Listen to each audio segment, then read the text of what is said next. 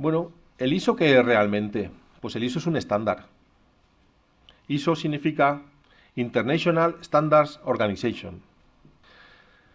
Tenemos, digamos, el estándar americano sería el ASA, la American Standards Association. Es la que regula ese estándar. Y hay otra especie de ISO, otra especie de estándar, que es el alemán, que es el DIN, que se dejó de utilizar, Deutsches Institut für Normung. Esto es lo que significan esas siglas. Pero lo que hay que entender es que el ISO es un estándar. Es decir, es algo que certifica que a esa sensibilidad pues obtienen unos resultados. Para que, entre otras cosas, para que sea la marca que sea, en ISO 100, F8, un 125avo, el resultado pues en todas las cámaras sea más o menos el mismo. En fotografía clásica, bueno, no es una cualidad que puedas tocar tú en la cámara, sino es una cualidad de la película que estás utilizando. En fotografía de argéntica o con emulsión. Así que había que ajustar la que decía la película o apartarse muy poco de la película, salvo que estuvieras forzando la película, que se podía. Es decir, tú podías poner un Fuji Velvia de 50 ISO, exponerlo como 100 ISO y ponerle al laboratorio una nota de revelado, por favor, forzar un diafragma o forzar a 100 ISO. Entonces ellos entendían que prolongando el tiempo de revelado, pues podían aclarar esa imagen y podían obtener con más grano, eso sí, viéndose más las partículas de aluros de plata, podían corregir haberse apartado de su ISO. En fotografía digital, pues no es una cualidad de la emulsión, es un ajuste que hacemos a la cámara. ¿Qué hacemos cuando ajustamos un ISO elevado? Pues en lugar de estimular la capacidad de los fotocaptadores, es decir, en vez de ir a una sensibilidad mayor de los fotocaptadores del sensor, lo que estamos haciendo es simplemente aumentando la señal que emiten. No estamos mejorando su cualidad de emisión, sino que estamos amplificándola. Esto significa que, como ya hemos dicho en otra sesión, en toda señal electrónica hay ruido, puede ser más limpio o menos limpio, pero siempre hay ruido. Cuanto más amplifiquemos esa señal, más evidente será el ruido. Si tenemos en casa un aparato de música, un picú de aquellos, un amplificador, lo ponemos en marcha y le damos el volumen a tope, oiremos un frito. ¿Y eso qué es? Ruido. Acústico, pero ruido. Es una señal electrónica con ruido. La cámara funciona igual. Las que mejor van son las que tienen una óptima relación señal-ruido, es decir, mínimo ruido en la emisión de su señal. Entonces podemos amplificar mucho esa señal hasta que llegamos a ver, a percibir el ruido. No todas las cámaras lo permiten. Hay cámaras pues que por tamaño de sensor, por calidad de sensor, pues se calienta o emite ya de por sí bastante ruido en su señal y a 400 ISO no podremos hacer nada. Es lo que pasa con muchas compactas. Cuando empiezas a tocar el ISO y te apartas del ISO equivalente, es decir, de su señal más limpia, empezamos a degradar la imagen y se nota. En una cámara reflex con ciertas prestaciones vamos a tardar más en notarlo. En una cámara de este tipo, pues hasta ISO 800 puedo trabajar tranquilamente que no se nota. Si paso de ahí, ya tendría que utilizar un software que lleva a ella para ajustar ese ruido y procesar ese ruido. Así que digamos que nuestra última opción es tocar el ISO porque potencialmente empezamos a degradar la imagen, por lo menos en cierta cantidad. Y yo lo que recomiendo a los autores es que sepáis dónde está el límite de vuestra cámara en cuanto a ISO. Estas son fotos hechas durante 20 minutos con esta cámara. 20 minutos exponiendo, eso sí, en una atmósfera fría, en La Palma, en uno de los volcanes de La Palma, arriba con un telescopio astronómico, y la cámara no está haciendo la foto a través del telescopio. La cámara tiene un 70-200 y lo que hemos hecho es aprovechar el motor que lleva el telescopio, el motor que está moviéndose haciendo un seguimiento de las estrellas, para sujetar ahí la cámara con una montura. Ahí, por cierto, es donde se rompió mi aro del 70-200. Y digamos que explorar el espacio profundo, es decir, estar 20 minutos captando luz de una galaxia, en este caso la Vía Láctea. Bueno, como veis, no se aprecia ruido, así a nivel general, no se aprecia ruido. 20 minutos para este tipo de cámaras en una atmósfera fría lo toleran perfectamente. Entonces, cada uno debe conocer su sensor. Debéis hacer algún tipo de prueba pues que sepáis que a F4 15 minutos, pues empieza a no ser tolerable el ruido térmico. Claro, el ruido térmico depende de la disipación del calor de la cámara. Si trabajáis en una atmósfera de menos 5 grados, no es igual que si estáis a 40 grados en verano. Por eso recomendaba en alguna de las sesiones anteriores hacer nocturnas en invierno, porque podéis prolongar los tiempos de exposición con mucho menos ruido apreciable. Pero este ruido térmico, el otro ruido de señal, es decir, cuando yo amplifico mi señal, cuando cojo un ISO elevado, estoy amplificando el ruido inherente que lleva la señal de la cámara y tendrá un límite. Entonces debo saber cuál es. Hay cámaras que a partir de ISO 400 se nota mucho el ruido, es muy evidente el ruido. Ahora mismo hay softwares que ya están pues mejor que antes a la hora de tratar el ruido.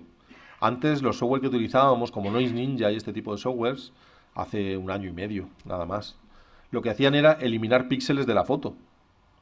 Si lo pasabas un par de veces, aquello te quedaba, pues no sé, un cuadro, una cosa muy abstracta, no había ni sensación de nitidez, bueno, transformaba mucho la imagen.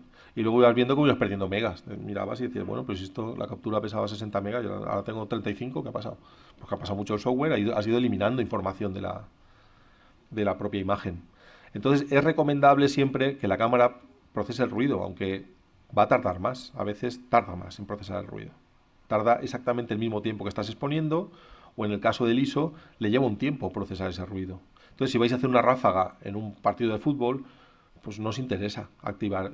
Preferiréis tener esa imagen con ruido antes que perderos la foto del gol o la foto de la acción. Así que tenemos que saber dónde está el límite del ISO en nuestra cámara.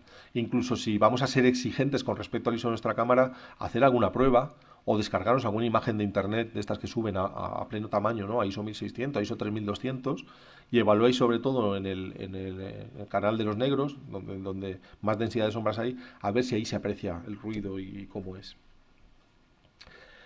Ahora mismo hay cámaras que por encima de ISO 1600 se pueden utilizar y no se aprecia un ruido especialmente desagradable. O sea que, bueno, según las prestaciones que vais a tener y que buscáis en la cámara, es algo a mirar.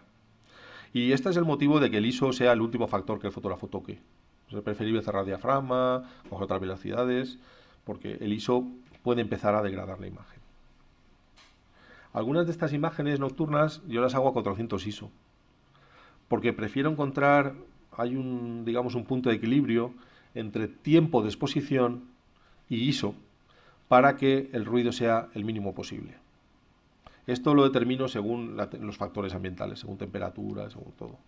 Es decir, un poco la experiencia es la que te da si esa noche puedes subir ISO porque hace mucho calor y acortar el tiempo de exposición para que no se caliente tanto la cámara, o por el contrario, si hace mucho frío como en esta imagen, pues, o quieres hacer una imagen muy prolongada, pues bajas el ISO. Eso, subir o bajar ISO va en función del resto de factores que afectan a la imagen. Entonces, tener el chip de calor va a haber más ruido, cuanto más corta sea la exposición, mejor. O sea, en una noche de calor, mi opción es ir a fotografiar hacia el sur, porque los trazos de estrellas son más prolongados, acortar el tiempo y usar más ISO. Esa es mi opción en una noche de calor. En una noche de frío sé que tengo más opción hacer una exposición más larga, ya puedo hacer la exposición a norte, las estrellas se mueven menos, pero puedo estar más tiempo exponiendo, porque la cámara va a disipar mejor el calor que genera el sensor captando la imagen durante tanto tiempo por la temperatura ambiente. Bueno, uno de los factores que afectan a la exposición es la velocidad de obturación, es decir, cuánto tiempo va a estar el obturador abierto, durante cuánto tiempo va a permitir que la luz llegue al plano focal. Digamos que esto funciona como un grifo, poco más o menos. Sería un grifo en el cual puedes abrir mucho el caudal y dejarlo muy poco tiempo y has llenado un cubo, o puedes dejarlo gota a gota durante varios días y el cubo se llena igual. Entonces, son dos factores a tener en cuenta. Tiempo y caudal, tiempo y diafragma. En una duración más larga, que es una velocidad baja, 2 segundos, pues el sensor está captando luz durante más tiempo y la imagen se hace más luminosa que con un diafragma menos. Con un segundo la imagen se nos queda oscura, prolongamos el tiempo, la dejamos 2 segundos. ¿Que sigue oscura? Prolongamos el tiempo. Y así es una forma de empezar a fotografiar y a obtener la exposición correcta. La velocidad de obturación además afecta al tratamiento artístico de la imagen. Me permite, como habíamos visto en aquella tabla, detener un movimiento o conseguir profundidad de campo. Va a depender de la velocidad de obturación también. Si una velocidad de obturación baja con un diafragma muy cerrado me permite obtener profundidad de campo, arriesgándome a que el sujeto se mueva, pero si es un sujeto estático como un paisaje no pasa nada. O al revés, quiero parar, quiero detener un movimiento de un sujeto.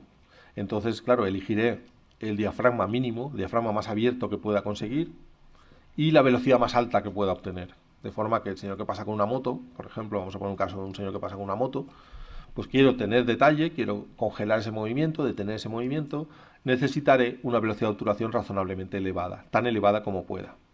En principio abriré el diafragma todo lo que pueda, enfocaré muy selectivamente el sujeto y buscaré esa velocidad a ver si me llega a ser un milavo de segundo. Si disparo la foto y veo que ha salido todavía movida y estoy al diafragma más abierto, no me queda otra opción más que recurrir al ISO. Es decir, empezar a ver hasta qué punto mi cámara aguanta esa subida de ISO en función a la estética que yo quiero para mi imagen. Que es básicamente lo que condiciona el trabajo de autor, es esto, la estética que tú buscas en tu imagen. Ahora veréis algunos ejemplos de lo que estamos hablando.